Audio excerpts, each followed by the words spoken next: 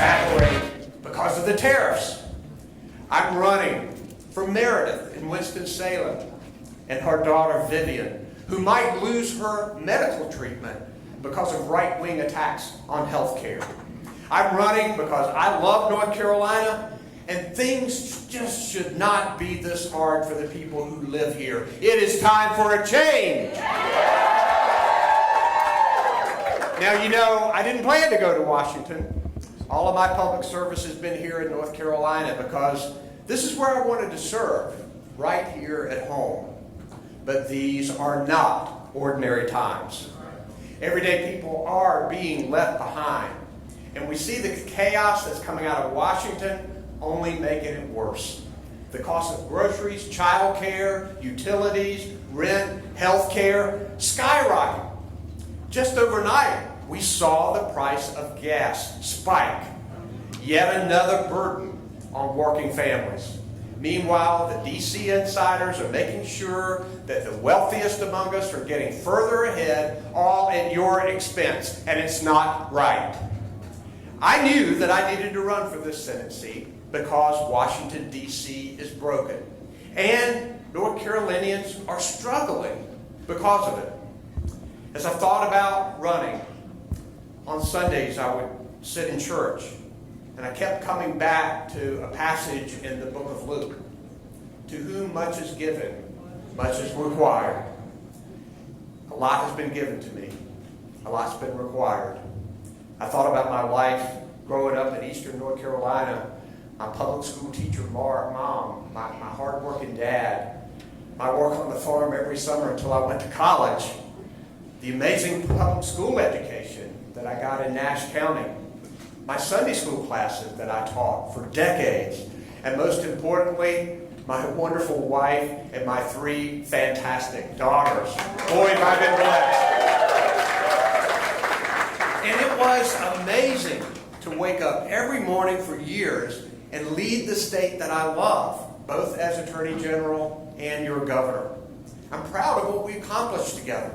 Not only better jobs and more health care, but investments in teacher pay, child care, early childhood education, prosecuting violent criminals, taking on child predators, and keeping communities safe. And of course, after years of fighting for it, making health care more affordable for hundreds of thousands of working North Carolinians by expanding Medicaid.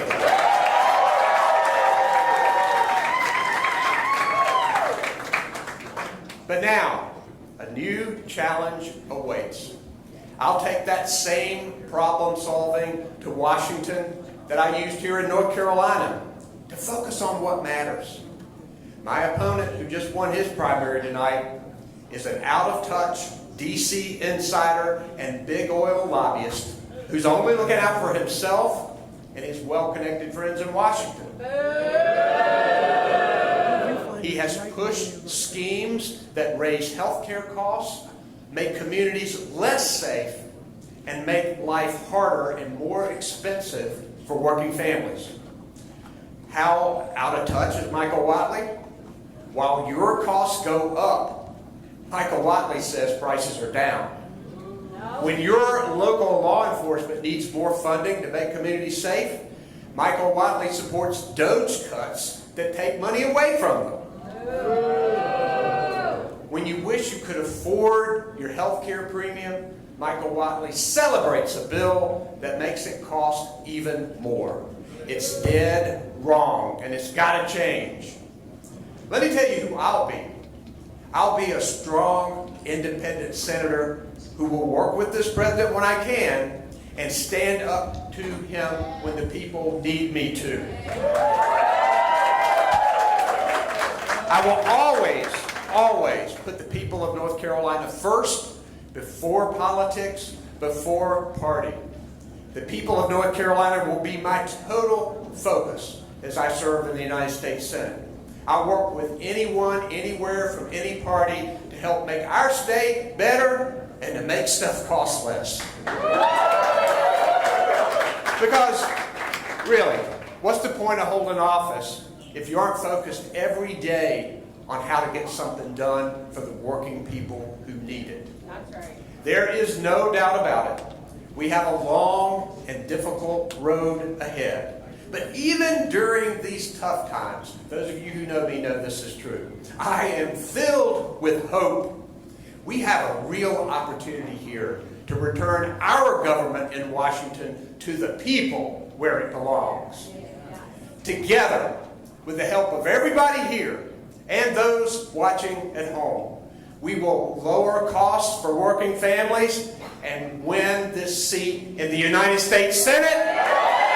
God bless our great state and our great country. Thank you very much.